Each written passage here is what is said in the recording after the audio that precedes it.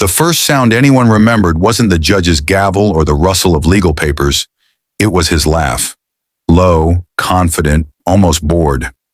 Ethan Walker leaned back in his chair inside a quiet downtown courthouse, sunlight slicing through tall windows and settling on his tailored suit. He looked every inch the man who had already won. Successful tech consultant, well-connected, calm, in control. When the judge asked if both parties understood the finality of the divorce agreement, Ethan nodded before the question was even finished. Beside him sat his wife of 12 years, soon-to-be ex-wife, Claire Walker. She didn't nod. She didn't speak. She simply stared at her hands, folded neatly in her lap, fingers trembling just enough to betray what her face refused to show. To anyone watching, she looked small, ordinary.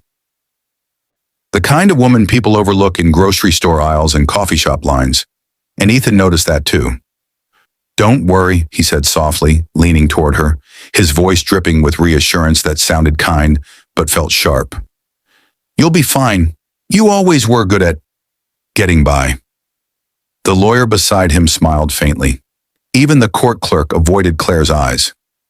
Ethan had mocked her long before this moment, just never this publicly. He remembered the nights he'd scoffed at her quiet habits, the way she never talked about her past, never mentioned family, never explained where she disappeared to twice a year with vague excuses about personal matters. He'd called it mysterious once, then inconvenient, then suspicious. "You contribute nothing," he'd said during their last argument. "I built everything we have." And now, here they were. The settlement was simple, almost insulting. Claire would leave the marriage with a modest apartment, a used car, and a small financial cushion Ethan believed was generous. No businesses, no assets, no claims. She hadn't fought it, hadn't raised her voice, hadn't even asked questions. That silence annoyed him more than anger ever could. "So you're really not going to say anything?" Ethan whispered as the judge reviewed the final pages. Claire finally looked up.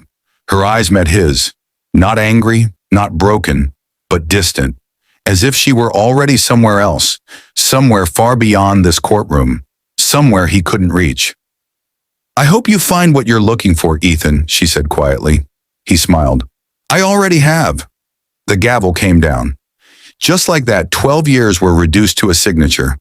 Outside the courthouse, reporters waited, not for Claire, but for Ethan. He basked in it, answered questions with charm, spoke about new beginnings and lessons learned. When one reporter asked about Claire, he shrugged. "She was simple," he said with a half laugh. "Some people are meant to watch others succeed." Across the street, Claire stood alone. No reporters, no friends, no dramatics. She took a deep breath, pulled out her phone, and sent a single message. "It's done." 3 dots appeared almost instantly, then a reply. "The board is assembled. The empire is waiting." Claire closed her eyes, not in relief, not in sadness, but in preparation. Because while Ethan believed he had walked away victorious, he had no idea that the woman he had just mocked, dismissed, and discarded wasn't walking toward a modest life of survival. She was walking back into ownership of a $1.2 trillion global empire. And the moment he laughed in that courtroom, that was the moment everything began to turn. If someone you underestimated walked away smiling like that, what would you assume? And what would you completely miss? Ethan celebrated his divorce the same way he celebrated every win, with noise. That night, the rooftop bar overlooking the Chicago skyline buzzed with laughter, clinking glasses, and congratulatory handshakes. His colleagues toasted him for finally cutting loose, for reclaiming his freedom, for escaping what they called a quiet, unambitious marriage. Ethan accepted every compliment like it was long overdue. "To new chapters," he said, raising his glass. Everyone cheered. Yet somewhere between the second drink and the third laugh, an odd feeling brushed against him.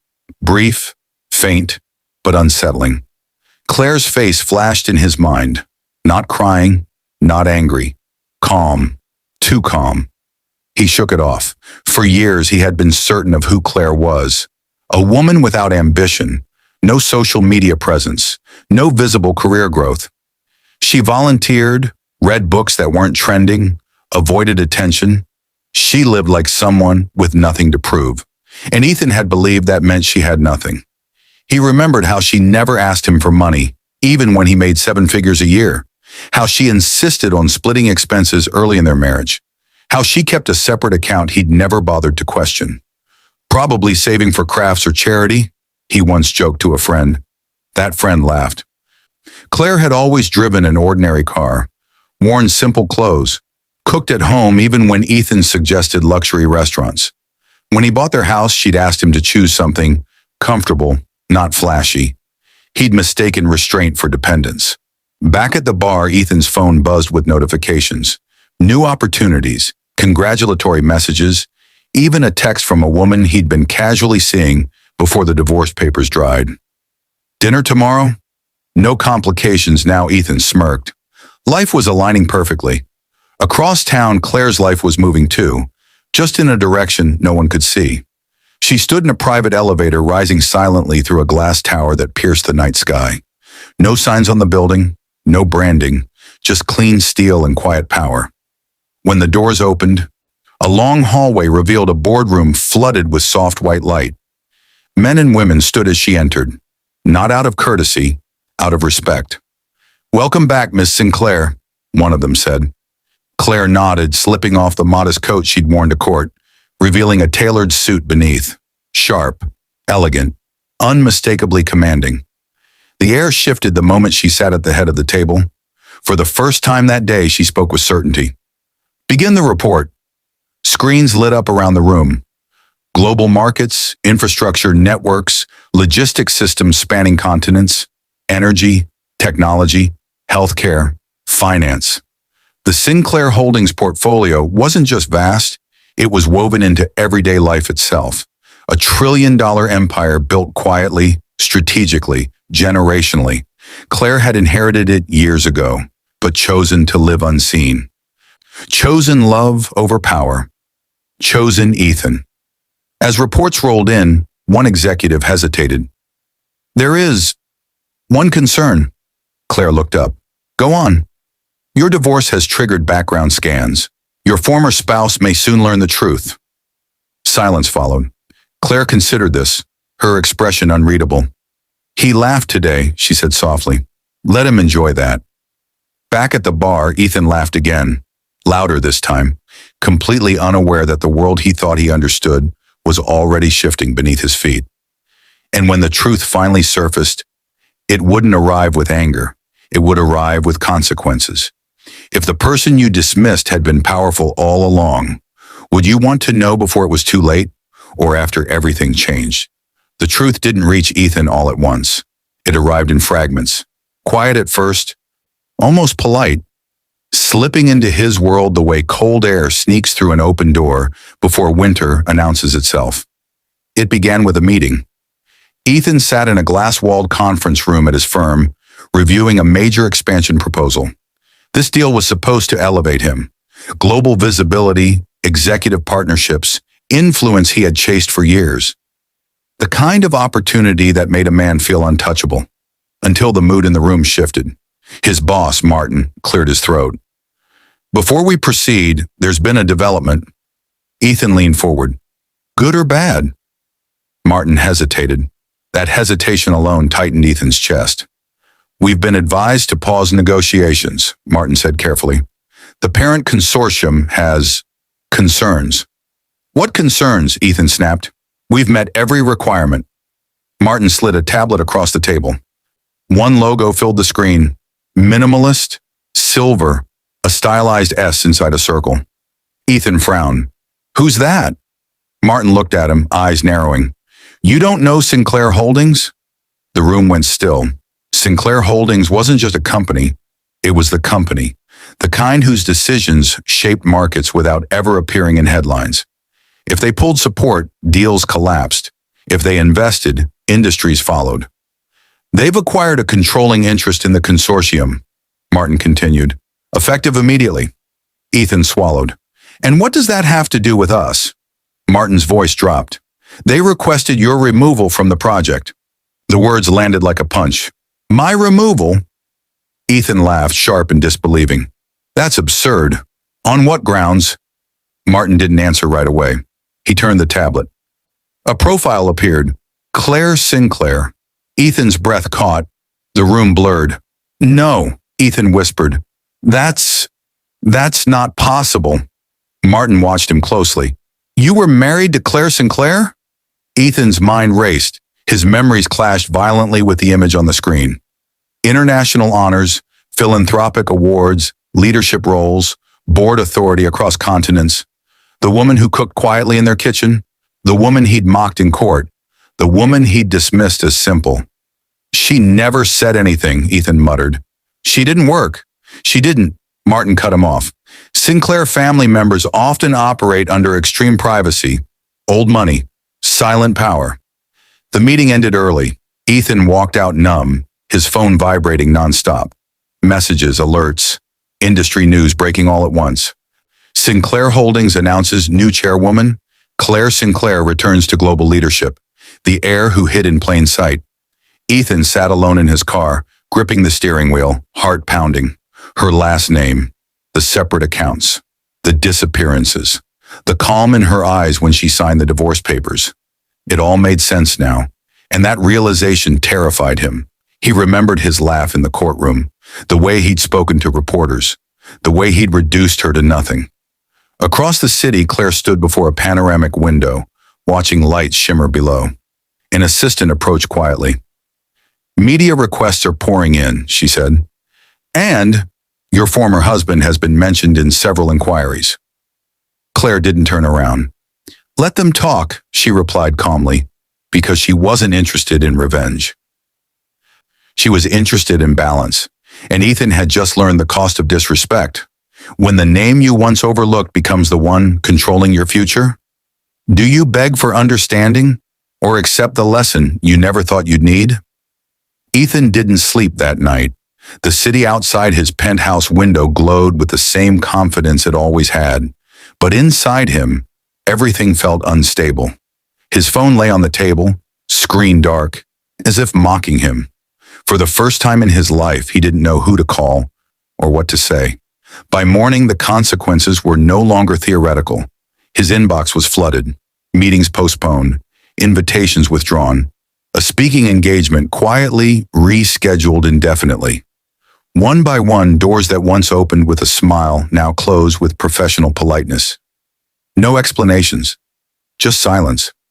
That silence was louder than any confrontation. Ethan tried to regain control the only way he knew how, by reaching out. He drafted a message to Claire, deleted it, wrote another, deleted that too. Every version sounded wrong, too defensive, too casual, too desperate. Finally, he typed 3 words. Can we talk? The message stayed unread. Across town, Claire's day unfolded with precision. She moved through secured floors and glass corridors where people listened when she spoke and waited when she paused. Yet for all the authority surrounding her, her thoughts drifted backward, to years spent shrinking herself for love. She remembered the dinners she'd skipped board calls for, the opportunities she'd deferred so Ethan could shine, the moments she'd swallowed her truth because she believed partnership meant sacrifice. But sacrifice without respect, she had learned, was erasure. In a private office, her legal counsel reviewed documents. There is no legal obligation to engage with him, he said carefully. However, your name alone is already influencing outcomes. Claire nodded. I know. Would you like us to intervene? She considered the question, then shook her head. No, let the system respond naturally. That was the thing about power. True power didn't need to announce itself. By afternoon, Ethan's world had visibly changed. A longtime partner declined lunch. An investor failed to return calls. Even his gym access was suddenly under review. Nothing dramatic, nothing public, just enough to remind him how fragile status could be. He replayed every memory of Claire now, searching for signs he'd ignored. Her composure, her patience, her refusal to compete. He had mistaken her silence for weakness because it was convenient. Late that evening, his phone finally buzzed. A message. Tomorrow. 10 a.m. Sinclair Tower. Lobby level. No signature. No emotion. Just an address. Ethan stared at the screen, heart racing. He knew this wasn't a reconciliation. It wasn't forgiveness. It was something else, something heavier. The next morning, he stood in the lobby of a building he'd only seen in business journals. Polished stone, quiet security, controlled calm. When Claire appeared, walking toward him with steady confidence, he barely recognized her, not because she had changed, but because he was finally seeing her clearly. "Claire," he began, voice unsteady. She raised a hand, not to silence him, but to slow the moment. "This isn't about embarrassment, Ethan," she said evenly. "It's about awareness." He swallowed. "I didn't know." "You didn't ask," she replied. The words cut deeper than anger ever could, and in that instant, Ethan understood something that no loss of money could teach him. Silence, when chosen, can be the loudest form of strength. If you realize too late that respect mattered more than success, would you try to repair the damage or accept the cost of learning the truth? They sat across from each other in a quiet conference room overlooking the city. No lawyers, no assistants. Just two people separated by a truth that had arrived too late. Ethan looked smaller now, not physically but internally. The confidence that once defined him had been replaced by restraint. He folded his hands together, as if afraid even a careless gesture might cost him something. "I owe you an apology," he said finally. "Not because of what I've learned, but because of how I treated you before I ever knew." Claire listened without interrupting. For a moment the past tried to speak. The nights she'd waited for him, the times she'd softened herself so he could feel taller, the laughter in that courtroom. But she didn't let it. She had learned that growth didn't require reopening every wound. "Apologies matter," she said calmly. "But timing matters too." Ethan nodded. "I thought success made me valuable. I thought being loud meant being right. And I thought love meant disappearing," Claire replied. "We were both wrong." The silence that followed wasn't uncomfortable. It was honest. Ethan leaned back, exhaling. "Is there anything I can do?" Claire considered the question, not with resentment, not with pride, but with clarity. "Yeah," she said. "Learn." He frowned slightly. "Learn that people don't owe you explanations for their depth," she continued. "Learn that humility isn't something you practice when you lose. It's something you carry when you win." Outside the glass walls, the city moved as it always had. People chasing goals, making assumptions, measuring worth in visible ways. Ethan stood. "I won't pretend I deserve a second chance," he said, "but I won't forget this." "That's enough," Claire replied. They walked out together, then parted in the lobby. No drama, no bitterness, just acceptance. In the weeks that followed, the world adjusted. Ethan rebuilt slowly, not at the same height, not with the same applause, but with awareness. For the first time, he listened more than he spoke, asked questions he'd once ignored, treated people with a care he hadn't known he lacked. Claire stepped fully into her role, not as a symbol of power, but as a steward of it. She invested quietly, created opportunities anonymously, led without needing to be seen. And though headlines tried to frame the story as a downfall and a rise, the truth was simpler. It was a lesson, not about money, not about status, but about how easily we underestimate the people closest to us and how costly that mistake can be.